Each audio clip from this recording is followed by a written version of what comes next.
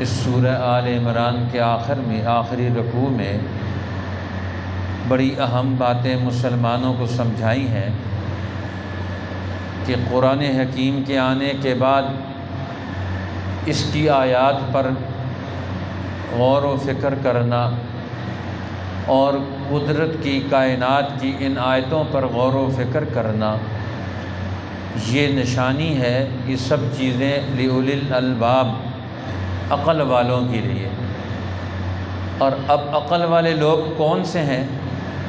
اللہ تعالیٰ نے عقل والے لوگوں کے لیے دو کام بتائے ہیں، دو صفات بتائی ہیں عقل والے لوگوں کی کہ عقل مند لوگ کون سے ہیں۔ پہلی صفت ہے عقل مند لوگوں کی الذین یذکرون اللہ، جو اللہ کو یاد کرتے ہیں، اللہ کا ذکر کرتے ہیں۔ اللہ کا ذکر کرنے والے، اللہ کو یاد کرنے والے، یہ عقل مند لوگ ہیں۔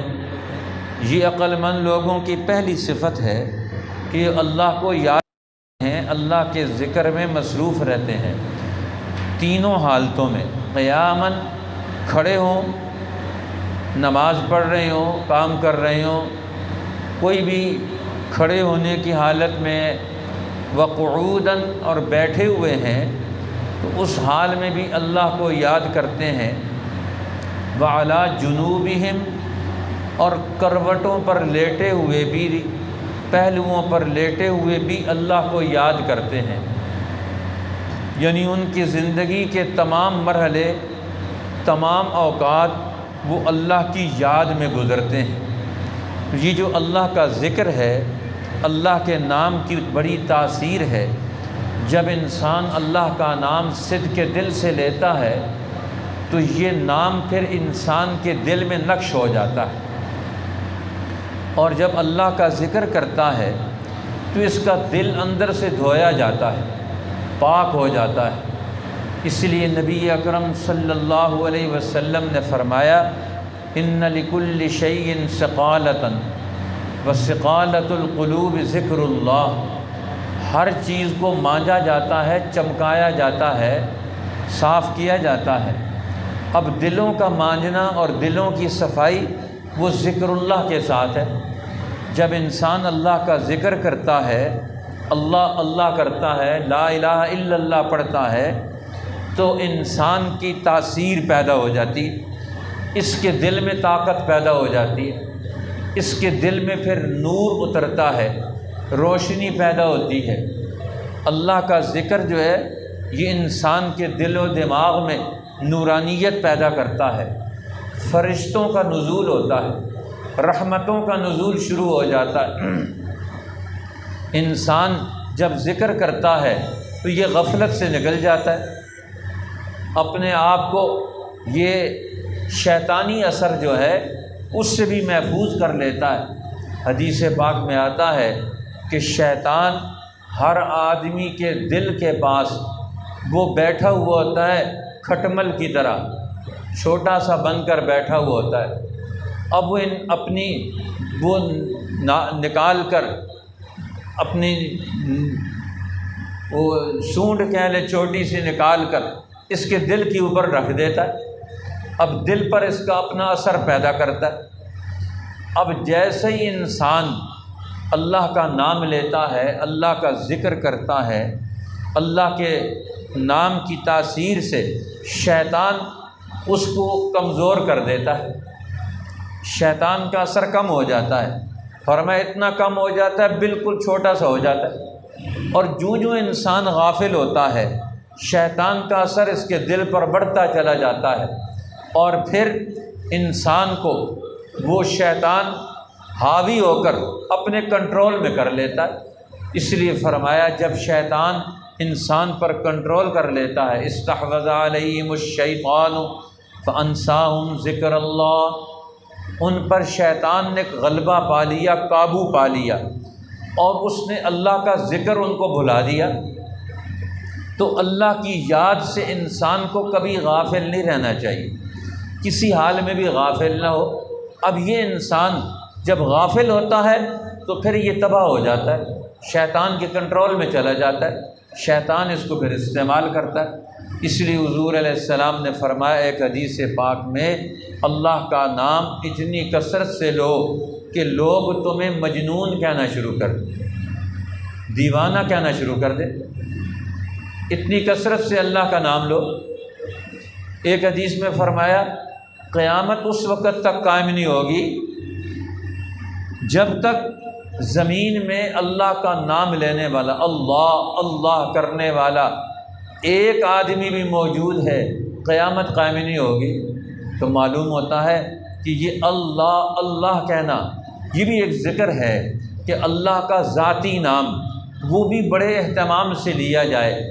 جب اللہ کہتے ہیں ہم تو اس سے انسان کے دل میں اللہ کا نام بھی نقش ہوتا ہے اور اس کی محبت بھی پیدا ہوتی ہے۔ جیسے جیسے اس کا نام لیں گے ویسے ویسے ہی اس کی محبت پیدا ہو جائے گی۔ اس لیے کثرت سے اللہ کا نام لینا، اللہ کا ذکر کرنا یہ انسان کے لیے بڑی کامیابی کی بات ہے۔ اس لیے ذکر ایک ایسی عبادت ہے، شریعت نے اس کے لیے ساری شرطوں کو ختم کر دیا۔ نماز دن میں 5 دفعہ، روزہ سال میں 1 مہینہ، حج زندگی میں 1 دفعہ، زکوٰۃ صرف مالداروں پر۔ لیکن ذکر کے بارے میں فرمایا یا ایھا الذین آمنوا اذکروا اللہ ذکرا کثیرا، اے ایمان والو کثرت سے اللہ کا ذکر کرو۔ اس کے لیے کوئی شرط نہیں، وضو ہو تب بھی کر سکتے ہیں، نہ ہو تب بھی کر سکتے ہیں، اسی طرح بے وضو ہو بلکہ جنابت کی حالت میں ہو تب بھی اللہ کا نام لے سکتے ہیں۔ اللہ نے یہ پابندی بھی اٹھا دی، قرآن نہیں پڑھ سکتے، نماز نہیں پڑھ سکتے جنابت کی حالت میں، مسجد میں داخل نہیں ہو سکتے، لیکن اللہ کا نام لے سکتے ہیں اور ذکر کر سکتے ہیں، اس کی پابندی نہیں لگے گی۔ ذکر ہر حال میں آدمی کر سکتا ہے، جنابت کی حالت میں بھی کر سکتا ہے، خلوت میں بھی کر سکتا ہے۔ اسی لیے فرمایا 7 آدمی وہ ہیں جن کو اللہ جل شانہ قیامت کے دن اپنے عرش کا سایہ نصیب کرے گا۔ ان میں سے ایک آدمی وہ بھی ہے، رجل ذکر اللہ خالیا ففاضت عیناہ، وہ آدمی جو تنہائیوں میں اللہ کا ذکر کرے اور اس کی آنکھوں سے اللہ کے ڈر اور خوف اور عظمت اور جلال کی بنیاد پر اس کی آنکھوں سے آنسو جاری ہو گیا۔ فرمایا یہ آدمی اللہ کے عرش کے سائے کا مستحق ہوگا قیامت کے دن۔ اب انسان کا دل اللہ سے غافل نہ ہو، یہ اللہ والے خانقاہوں میں یہ کرتے تھے، خود بھی غافل نہ ہوں اور ان کے پاس آنے والے لوگ بھی اتنی کثرت سے ذکر کریں کہ وہ غافل نہ ہو، غفلت ان کی ٹوٹ جائے اور اللہ کا نام ان کے ہر سانس کا حصہ بن جائے۔ سانس باہر آئے تو اللہ کہے، سانس اندر جائے تو پھر بھی اللہ کہے، اس کی عادت بن جائے ہر سانس کے ساتھ اللہ کا نام لینے کی۔ اتنی مشق کرے، اتنی کثرت سے اللہ کا ذکر اور اللہ کا نام لے کہ انسان اس کے اوپر رونگٹے کھڑے ہو جائے۔ اس لیے یہ بڑے بڑے اولیاء اللہ بڑی محبت اور کثرت سے اللہ کا نام لیتے تھے، اتنی توجہ کے ساتھ اللہ کا نام لیتے تھے کہ اللہ کی محبت ان کے دل میں بھی پیدا ہوگی، مخلوق کے دل میں ان کی محبت پیدا ہوگی۔ اور کبھی کبھی اس کی تاثیر بھی ظاہر ہوتی۔ کہتے ہیں کہ ایک بڑے بزرگ حج کرنے کے لیے گئے، دیکھا کہ ایک آدمی غلاف کعبہ پکڑے ہوئے دعا مانگ رہا ہے۔ انہوں نے جب دیکھا دعا مانگ رہا ہے، اس کے دل پر توجہ کی تو پتہ چلا دل اس کا باہر ہے، دل کسی اور کام میں مصروف ہے۔ دل جو ہے وہ اللہ کی طرف متوجہ نہیں، زبان سے کہہ رہا ہے اللہ اللہ، لیکن دل کسی اور طرف متوجہ ہے۔ اس لیے یہ فارسی کی بزرگوں کی کہاوت مشہور ہے، دل بکار دست بکار دل بیار، ہاتھ کام کی طرف لگا ہوا ہو اور دل یار کی طرف اللہ کی طرف لگا ہوا ہو۔ ایسی انسان عادت پیدا کر لے، کوئی کام بھی کر رہا ہو دل میں اللہ اللہ یا استغفر اللہ، اس کے دل میں یہ خیال بن جائے۔ اور وہی بزرگ بازار میں گئے تو ایک آدمی چیز بیچ رہا ہے، دکان پر بیٹھے ہوئے چیزیں بیچ رہا ہے، دیکھا اس کے دل پر توجہ ڈالی تو دل اس کا اللہ اللہ کر رہا ہے، بیٹھا ہوا دکان پر ہے لیکن دل اللہ کی طرف متوجہ۔ وہ بیٹھا ہوا مسجد حرام کعبۃ اللہ میں غلاف کعبہ پکڑے ہوئے، لیکن دل اس کا کہیں اور، اس لیے فرمایا وہ آدمی جس کا دل مسجد کے ساتھ اٹکا ہوا ہو، کہیں بھی بیٹھا ہوا ہو، اس کو بھی عرش کا سایہ ملے گا قیامت کے دن۔ رجل قلبہ معلق بالمساجد، جس کا دل مسجد کے ساتھ اٹکا ہوا ہے، بیٹھا ہوا بازار میں، دل مسجد کے ساتھ ہے، تو اللہ کی یاد بڑی چیز ہے۔ اس لیے رسول اللہ نے مختلف اوقات پر مختلف ذکر بتائے۔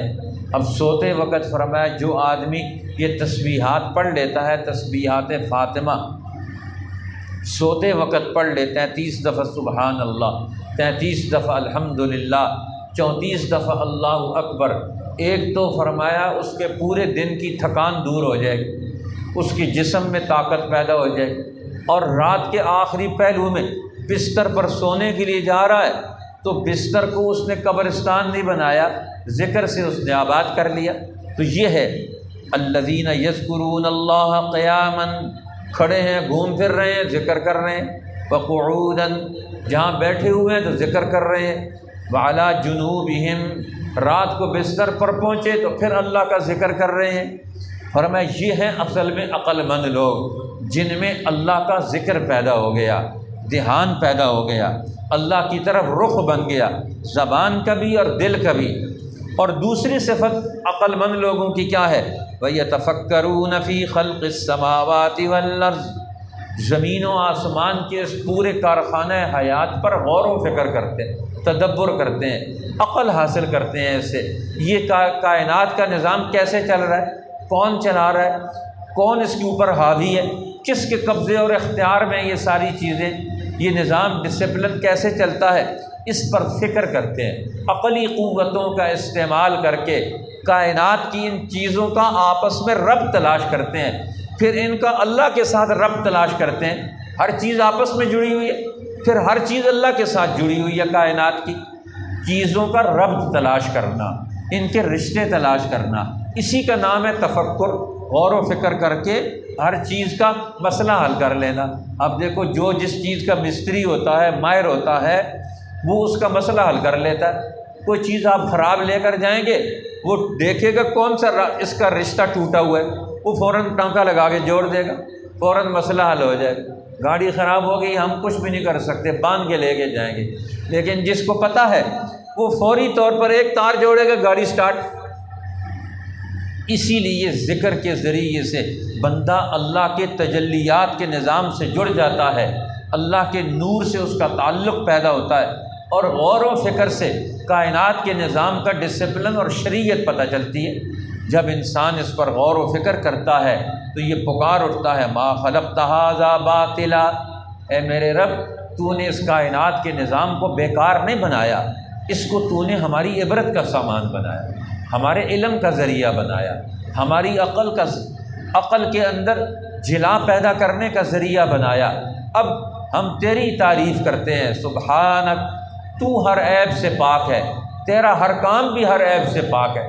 اب کائنات کا کتنا بہترین نظام بنایا، اس میں کوئی آدمی عیب نہیں تلاش کر سکتا کہ کتنا بہترین نظام ہے۔ ایک آدمی غور و فکر کرتے ہوئے ایک آم کے درخت کے نیچے جا کر بیٹھ گیا، اور اس کے دماغ میں کچھ خرابی آ گئی، کہنے لگا یا اللہ، یہ جو تو نے آم کا درخت اتنا اونچا بنایا ہے، اور یہ 1 پاؤ کا 100 گرام کا آم اتنا اونچا لٹکا دیا ہے، یہ عقل میں سمجھ میں آنے والی بات نہیں، اس کو تو اوپر لٹکا دیا ہے، اور یہ تربوز اتنا بڑا جو ہے اس کو تو نے نیچے زمین پر رکھوا دیا، اس کو بھی اوپر لگا ہوا ہونا چاہیے تھا، آم نیچے لگا ہوا ہونا چاہیے تھا۔ عقل میں تو ایسی بات آتی ہے۔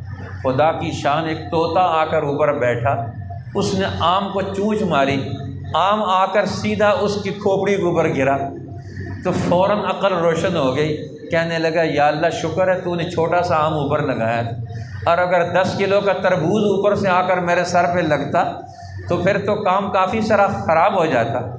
تو اب اللہ نے ہر چیز کو کائنات میں خوبصورت بنایا۔ انسان کی آنکھیں جہاں فٹ کی ہیں یہی خوبصورت لگتی ہے، ناک جہاں لگائی ہے وہیں خوبصورت لگتی ہے۔ ہر چیز، درخت، کائنات کے جو چیزیں بنائی ہے وہ اپنی شکل و صورت میں وہی خوبصورتی ہے، ان میں وہی کمال ہے۔ اب انسان کائنات کے سارے کمالات سے فائدہ اٹھاتا ہے، اور فائدہ اٹھانے کے بعد جس ذات پاک نے کمال پیدا کیا اس کا آرڈر یہ چیزیں مانتی ہیں، انسان ماننے کے لیے تیار نہیں، تو انسان اللہ سے یہ پکار کر کہتا ہے فقنا عذاب النار، اے اللہ ہم سے جو غفلت کا دور گزرا ہے دنیا میں، جس کی وجہ سے ہم نے تیرے حکم کی خلاف ورزی کر کے جہنم کی آگ ہم نے اپنے لیے پیدا کر لی۔ یہ جہنم کی آگ انسان خود پیدا کرتا ہے، اللہ اس کے لیے نہیں بناتے، یہ غلط کام کرتا ہے، جہنم کی آگ اس کے غلط کاموں سے پیدا ہوتی ہے۔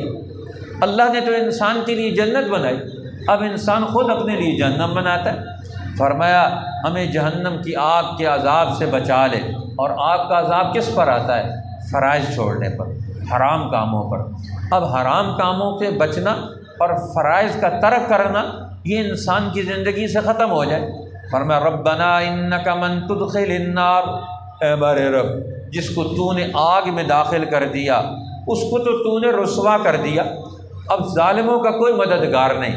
اب دنیا میں وقت ہے انسان اپنے گناہوں پر ندامت کا آنسو بہا کر اپنی زندگی کے گناہوں سے الگ ہو جائے، گناہوں سے توبہ کر لے۔ موت سے پہلے پہلے یہ وقت ہے انسان اپنی زندگی کا رخ بدلے، توبہ کرے، نیت بدلے، صحیح علم حاصل کرے، غور و فکر کرے، اس کائنات کے نظام کو چلانے والی جو پاک ذات ہے اس کے قانون کو ماننا، اس کے علم کو حاصل کرنا اپنی زندگی کا مقصد قرار دے، تو پھر تو یہ انسان کامیاب، دنیا بھی اس کی بن گئی، آخرت بھی بن گئی۔ اللہ ہمیں ذکر اور فکر دونوں صلاحیتوں سے مالا مال کر کے اپنے آپ کو غفلت سے نکال کر انسانی زندگی کے جو تقاضے ہیں ان کو صحیح طریقے پر پورے کرنے کی توفیق عطا فرما دے۔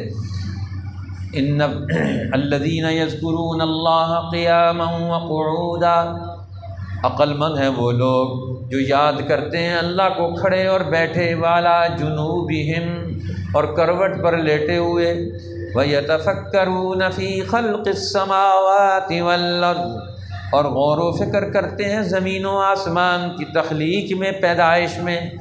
ربنا، اور کہہ اٹھتے ہیں اے ہمارے رب، ما خلقت ھذا باطلا، نہیں بنایا تو نے یہ سب کچھ بیکار، سبحانک، تو پاک ہے سب عیبوں سے، فقنا عذاب النار، سو ہمیں بچا لے جہنم کے آگ کے عذاب سے۔ ربنا انک من تدخل النار فقد اخزیتہ، اے ہمارے رب جس کو تو نے دوزخ میں ڈالا سو اس کو رسوا کر دیا۔ وما للظالمین من انصار، اور نہیں ہے ظالموں کا کوئی مددگار۔ صدق اللہ العظیم۔ انشاءاللہ کل صبح سے ہمارے مدرسے کی چھٹیاں ختم ہو گئی ہیں، آج صبح سے انشاءاللہ یہاں جو کلاسیں چل رہی تھیں انشاءاللہ وہ کلاسیں شروع ہو جائیں گی، تو جن حضرات کے بچے یہاں پڑھتے ہیں یا جن کے علم میں ہے ان کو یہ بتا دیں، ان تک خبر پہنچا دیں، انشاءاللہ صبح کی نماز کے بعد سے کلاس شروع ہو جائے گی۔